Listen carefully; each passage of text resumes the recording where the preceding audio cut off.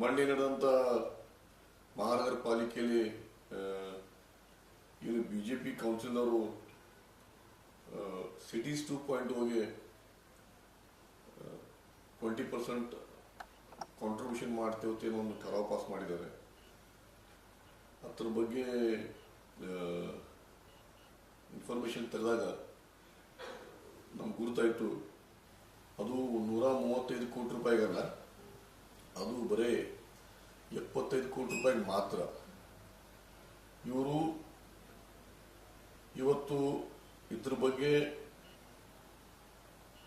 ಏನು ಒಂದು ವರ್ಷ ಹಿಂದೆ ಇವರು ಕನ್ಸೆಂಟ್ ಲೆಟರ್ ಕೊಟ್ಟು ಕೌನ್ಸಿಲ್ ಠರಾವ್ ಪಾಸ್ ಮಾಡಿ ಈ ಪ್ರಾಜೆಕ್ಟಿಗೆ ಅನುಮತಿ ನೀಡಿದರು.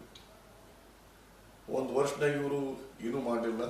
ಆ ಹಣ ಯಾವ ರೀತಿ ಕೂಡಿಸ್ಬೇಕು ಅದ್ರ ಬಗ್ಗೆ ಯಾವುದೇ ರೀತಿಯದು ಪ್ಲಾನಿಂಗ್ ಮಾಡಲಿಲ್ಲ.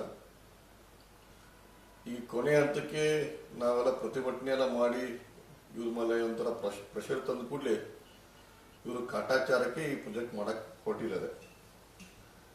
ಇವರು ಮಾರ್ಗದರ್ಶಕರು, ಬಿಜೆಪಿ ಕಾರ್ಪೊರೇಷನ್ ಇರುವಂಥ ಕೌನ್ಸಿಲ್ ಮಾರ್ಗದರ್ಶಕರು ಕೆಲವು ದಿವಸ ಹಿಂದೆ ಇಲ್ಲ 75 ಕೋಟಿ ಯಾಕ ನಾವು ಸಂಪೂರ್ಣವಾಗಿ 135 ಕೋಟಿ ರೂಪಾಯಿ ಪ್ರಪೋಸಲ್ಗೆ ನಾವು ಪ್ರಯತ್ನ ಮಾಡ್ತೀವತ್ತ ಒಂದು ಪ್ರೆಸ್ ಸ್ಟೇಟ್ಮೆಂಟ್ ಕೊಟ್ಟರು, ಒಂದು ವಿಡಿಯೋನೇ ಸ್ಟೇಟ್ಮೆಂಟ್ ಕೊಟ್ಟರು. ಇವತ್ತು ನಾನು ಅವ್ರಿಗೆ ಪ್ರಶ್ನೆ ಮಾಡ್ತೀನಿ, ನೀವು 135 ಕೋಟಿ ರೂಪಾಯಿಗೆ ಸಿಟೀಸ್ 2.0 ಪ್ರಾಜೆಕ್ಟ್ ಅಪ್ರೂವ್ ಮಾಡಿಸ್ಕೊಂಡು ಬರ್ತಿರತ್ತ ನೀವು ಮಾತು ಕೊಟ್ಟಿದ್ರಿ, ಈಗ ಪುನಃ ಮತ್ತೆ ಯಾಕೆ 75 ಕೋಟಿ ರೂಪಾಯಿಗೆ ನೀವು ಅಪ್ರೂವಲ್ ಕೊಟ್ಟಿರಿ? ಇದು ಒಂದು ವಿಷಯ. ಆಮೇಲೆ ಇವರು ಒಂದು ವರ್ಷ ಹಿಂದೆ ಕನ್ಸೆಂಟ್ ಲೆಟರ್ ಕೊಟ್ಟರು. ಅವಾಗ ನಾನು ಈಗೂ ಮಹಾನಗರ ಪಾಲಿಕೆ ಎಲ್ಲ ಬಿಜೆಪಿ ಆಗಲಿ ಕಾಂಗ್ರೆಸ್ ಆಗಲಿ MES ಕಾರ್ಪೊರೇಟ್ ಒಳಗೆ ನಾನು ಬಹಿರಂಗವಾಗಿ ನಾನು ಸವಾಲಾಗ್ತೇನೆ.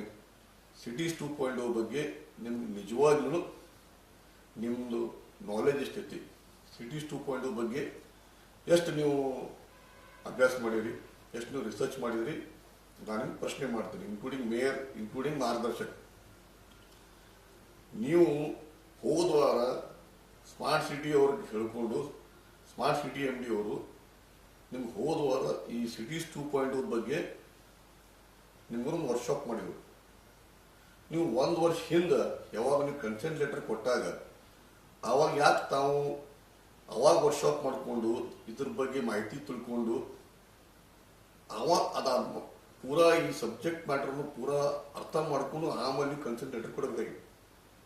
ಆದರೆ ನೀವು ಹೋದ ವಾರ ಇದ್ರ ಬಗ್ಗೆ ವರ್ಕ್ಶಾಪ್ ಮಾಡ್ಕೊಂಡು ನೀವು ಇದ್ರ ಬಗ್ಗೆ ಅರ್ಥ ಮಾಡ್ಕೊಂಡು ಪ್ರಯತ್ನ ಮಾಡಿರಿ ಈ ವಿಷಯ ಬಗ್ಗೆ. ಮತ್ತು ನಾನು ಈಗೂ ಹೇಳ್ತೇನೆ, ಭಾಳಷ್ಟು ನಿಮ್ಮ ಕಾರ್ಪೊರೇಟರ್ಗಳಿಗೆ, ನಿಮ್ಮ ಮಾರ್ಗದರ್ಶಕರಿಗೆ, ನಿಮ್ಮ ಮೇಯರ್ಗೆ ಇದ್ರ ಬಗ್ಗೆ ಈಗೂ ಸಿಟೀಸ್ 2.0 ಪೂರಾ ಪ್ರಾಜೆಕ್ಟ್ ಬಗ್ಗೆ ನಿಮ್ಗೆ ಇನ್ನೂವರೆಗೆ ಇನ್ಫಾರ್ಮೇಶನ್ ಇಲ್ಲ. ನೀವು ಬರೇ ಮೋದಿಯವ್ರ ಎದುರ ಮೇಲೆ ಓಡ್ತು ಅರ್ಥ ಗುರುದೈತಿ, ಕೆಲಸ ಮಾಡಕ್ಕೆ ನಿಮ್ಗೆ ಬಂದಿಲ್ಲ. ನೀವು ಪೂರಾ ಈ ವಿಷಯ ಫೇಲ್ ಆಗಿರಿ. ಈಗ ವಿತೌಟ್ ಎನಿ ಇನ್ಫಾರ್ಮೇಶನ್ ನೀವು 3 ಟ್ರಿಪ್ ಮಾಡಿದ್ರಿ.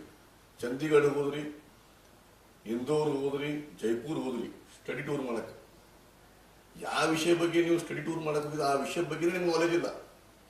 ಇವತ್ತು ಬೆಳಗಾವಿ ಜನ ಅರ್ಥ ಮಾಡ್ಕೋಬೇಕು ಯಾವ ಥರ ಅಂಥವ್ರು ನಾವು ಇವತ್ತು ಕಾರ್ಪೊರೇಟರ್ನಾಗಿ ನಾವು ಓಟ್ ಹಾಕಿ ಅವ್ರಿಗೆ ಕಳಿಸೇಬೇಕು. ಯಾರಿಗೆ ಇದ್ರ ಬಗ್ಗೆ ಇನ್ಫಾರ್ಮೇಶನ್ ಇಲ್ಲ ಅಂಥವ್ರು ಇವತ್ತು ಅಧಿಕಾರ ಬಂದ ಇವತ್ತು ಏನು ಮಾಡತ್ತಾರಂದ್ರೆ ಪ್ರಾಪರ್ಟಿ ಟ್ಯಾಕ್ಸ್ನಾಗ ಈ ಆಸ್ತಿ ವಿಷಯನಾಗ ಸಾರ್ವಜನಿಕರು ಮತ್ತು ಕಾರ್ಪೊರೇಷನ್ ಮಧ್ಯೆ ಇವರು ಒಂಥರ ಏಜೆಂಟ್ರಾಗಿ ಕೆಲಸ ಮಾಡತ್ತಾರೆ. ಆಮೇಲೆ ಇವ್ರಿಗೆ ಹೊಸದೇನು ಚಾಲೂ ಮಾಡ್ಯಾರಂದ್ರೆ ಸ್ಟೇಟ್ ಗೌರ್ಮೆಂಟಿಗೆ ಇವರು ವಿರೋಧ ಮಾಡತ್ತಾರೆ. ಸ್ಟೇಟ್ ಗೌರ್ಮೆಂಟ್ ತಪ್ಪು, ಸ್ಟೇಟ್ ಗೌರ್ಮೆಂಟ್ ತಪ್ಪು. ಆಯ್ತು, ನಾನು ಹೋಗ್ತೇನೆ SFC ಗ್ರಾಂಟ್ನಾಗ ಅಷ್ಟು ಕಾಂಟ್ರಿಬ್ಯೂಷನ್ ಸ್ಟೇಟ್ ಕೊಡ್ತಾ ಇಲ್ಲ, ನಾನು ಹೋಗ್ತೇನೆ. ಆದರೆ ಈ ವಿಷಯ ಬಗ್ಗೆ ನೀವು ತಿಳ್ಕೊಂಡಾಗ 40% ಏನು ಸ್ಟೇಟ್ ಗೌರ್ಮೆಂಟ್ ಕೊಡಬೇಕು. ಅವ್ರು SFC ಗ್ರಾಂಟ್ನಾಗ ತೊಗೊಂಡ್ರೆ SFC ಗ್ರಾಂಟ್ನಾಗ 3-4 ಕೋಟಿ ರೂಪಾಯಿ ಜಾಸ್ತಿ ಆಗಂಗಿಲ್ಲ. ನಾನು ಹೋಗ್ತೇನೆ. ಅದಕ್ಕೆ ಇದ್ರ ಬಗ್ಗೆ ಹಿಂಗೆ ಪ್ರಾಬ್ಲಮ್ ಐತಿ, ಇದ್ರ ಬಗ್ಗೆ ಯಾವುದಾದ್ರೆ ನೀವು ಒಂದು ಡೆಲಿಗೇಷನ್ ಅನ್ನು ತಗೊಂಡು ಡಿಸ್ಟ್ರಿಕ್ಟ್ ಮಿನಿಸ್ಟರ್ ಭೇಟಿಯಾಗಿರೋ ಅಥವಾ ಜಿಲ್ಲಾ ಅಧಿಕಾರಿಗಳು ಭೇಟಿಯಾಗಿರೋ ಅಥವಾ ಕನ್ಸರ್ನ್ಡ್ ಅರ್ಬನ್ ಡೆವಲಪ್ಮೆಂಟ್ ಮಿನಿಸ್ಟರ್ ಭೇಟಿಯಾಗಿರೋ, ಅರ್ಬನ್ ಡೆವಲಪ್ಮೆಂಟ್ ಪ್ರಿನ್ಸಿಪಲ್ ಸೆಕ್ರೆಟರಿ ಅವ್ರಿಗೆ ಭೇಟಿಯಾಗಿರೋ, ಭೇಟಿಯಾಗಿದ್ರೆ ಆ ಡೆಲಿಗೇಷನ್ ಏನು ಮೆಮೊರಂಡಮ್ ಕಾಪಿ ಐತಿ, ದಯಮಾಡಿ ನೀವು ಮೆಮೊರಂಡಮ್ ಕಾಪಿ ನೀವು ಸಾರ್ವಜನಿಕರಿಗೆ ಪ್ರೊಡ್ಯೂಸ್ ಮಾಡಬೇಕು. ಇವತ್ತು ನೀವು ನಿಮ್ಮ ವೈಫಲ್ಯತೆಯನ್ನು ಮುಚ್ಚಿ ಹಾಕುವ ಸಂಬಂಧ ಬ್ಲೇಮ್ ಗೇಮ್ ಬೇರೆದವ್ರ ಮೇಲೆ ಮಾಡ್ತಾ ಇದ್ದೀವಿ. ಇದು ತಪ್ಪು. ಆಮೇಲೆ ಈ ಲಾಸ್ಟ್ ಕೌನ್ಸಿಲ್ ಮೀಟಿಂಗ್ ಅಲ್ಲಿ ನೀವು ಪ್ರಾಪರ್ಟಿ ಟ್ಯಾಕ್ಸ್ ಅನ್ನು ಜಾಸ್ತಿ ಮಾಡಿದ್ರಿ. ಇವತ್ತು ನಿಮ್ಮ ಪೂರಾ ಒಂದು ಫೇಲಿಯರ್ ಕಾರಣ ಏನಂದ್ರೆ ಪ್ರಾಪರ್ಟಿ ಟ್ಯಾಕ್ಸ್ ಕಲೆಕ್ಷನ್ ಕಾರ್ಪೊರೇಷನ್ ಸರಿಯಾಗಿ ಆಗ್ತಾ ಇಲ್ಲ. ಇವತ್ತು ಯಾವ ರೀತಿ ಮೊದಲಿನ ಮೇಯರ್ಗಳು ಮೊದಲಿನ ಆಯುಕ್ತರು ಬೀದಿಗಿಳಿದು ಒಂದು ಟ್ಯಾಕ್ಸ್ ಕಲೆಕ್ಷನ್ ಡ್ರೈವ್ ಮಾಡಿ ಜನರ ಕಡೆ ವಸೂಲಿ ಮಾಡ್ತಿದ್ರು. ಈಗ ಮಹಾನಗರ ಪಾಲಿಕೆನಾಗ ಒಂದು ಲಿಸ್ಟ್ ಐತಿ, ಸರ್ಟನ್ ಇಂಡಿವಿಜುವಲ್ಸ್ ಏನು 1 ಲಕ್ಷ ರೂಪಾಯಿಗಿಂತ ಜಾಸ್ತಿ ಟ್ಯಾಕ್ಸ್ ಕಟ್ಟಬೇಕು ಅಂತ ಒಂದು 501 ಮಂದಿ ಒಂದು ಲಿಸ್ಟ್ ತಯಾರು ಮಾಡಿದ್ದಾರೆ. ಅದೇ 18 ಕೋಟಿ ರೂಪಾಯಿ ಹಾಕಿತ್ತು. ಅದೇ 18 ಕೋಟಿ ರೂಪಾಯಿ ನೀವು ಏನು ಕಲೆಕ್ಷನ್ ಮಾಡ್ತೀವಿ ಅಂದ್ರೆ ಅಟ್ಲೀಸ್ಟ್ ಒಂದು 7-10 ಕೋಟಿ ರೂಪಾಯಿ ಕಲೆಕ್ಷನ್ ಆಗ್ತಿತ್ತು. ಖರೆ ನೀವು ಅದ್ರ ಮೇಲೆ ಲಕ್ಷ ಕೊಡು ಬಂದು ಟ್ಯಾಕ್ಸ್ ಕಲೆಕ್ಷನ್ ಡ್ರೈವ್ ಮೇಲೆ ಅದರ ಟ್ಯಾಕ್ಸ್ ಕಲೆಕ್ಷನ್ ಎಫಿಷಿಯನ್ಸಿ ಮೇಲೆ ಲಕ್ಷ ಕೊಡು ಬಂದು ನೀವು ಬರೇ ಟ್ಯಾಕ್ಸ್ ಜಾಸ್ತಿ ಮಾಡ್ರೆ ಪ್ರತಿ ವರ್ಷ ಕೆಲವು ಜನ ಪ್ರಾಮಾಣಿಕವಾಗಿ ಟ್ಯಾಕ್ಸ್ ಕಟ್ತಾರೆ. ಅವ್ರಿಗೆ ನೀವು ಮತ್ತೆ ಜಾಸ್ತಿ ಕಟ್ಸೋಕೆ ನೀವು ಹೇಳ್ತೀರಿ. ಆದರೆ ಟ್ಯಾಕ್ಸ್ ಯಾರು ಕಟ್ತಾ ಇಲ್ಲ ಅವ್ರ ಕಡೆಯಿಂದ ಯಾವ ರೀತಿ ವಸೂಲಿ ಮಾಡಬೇಕು ಅದರ ಬಗ್ಗೆ ಈ ಕೌನ್ಸಿಲ್, ಈ ಬಿಜೆಪಿ ಕೌನ್ಸಿಲ್ ಸಂಪೂರ್ಣವಾಗಿ ಫೇಲ್ ಆಗೈತಿ. ಆಮೇಲೆ ಎಷ್ಟೋ ಕಡೆ ಕಾರ್ಪೊರೇಷನ್ ಆಸ್ತಿಗಳು ಏನು ಕಾಂಪ್ಲೆಕ್ಸಸ್ಗಳು ಅದಾವು ಅದರ ಅವಧಿ ಮುಗಿದು ಹೋಗೈತಿ, ಅದರ ಲೀಸ್ ಅವಧಿ ಮುಗಿದು ಹೋಗೈತಿ. ಇನ್ನೂವರೆಗೆ ನೀವು ಕಲೆಕ್ಟ್ ಮಾಡ್ತಾ ಇಲ್ಲ, ನೀವು ರೀಆಕ್ಷನ್ ಮಾಡ್ತಾ ಇಲ್ಲ. ಅದಕ್ಕೆ ಇವತ್ತು ಬಿಜೆಪಿ ಕಾರ್ಪೊರೇಟರ್ಸ್ ಇರ್ಬೋದು, ಮೇಯರ್ ಇರ್ಬೋದು, ಅವ್ರ ಮಾರ್ಗದರ್ಶಕರು ಇರ್ಬೋದು, ಇವತ್ತು ಬ್ಲೇಮ್ ಗೇಮ್ ಮಂದಿ ಸ್ಟೇಟ್ ಗೌರ್ಮೆಂಟ್ ಮೇಲೆ ಬ್ಲೇಮ್ ಮಾಡೋದು ಬಂದ್ ಮಾಡಬೇಕು. ಈಗೂ ಟೈಮ್ ಐತಿ.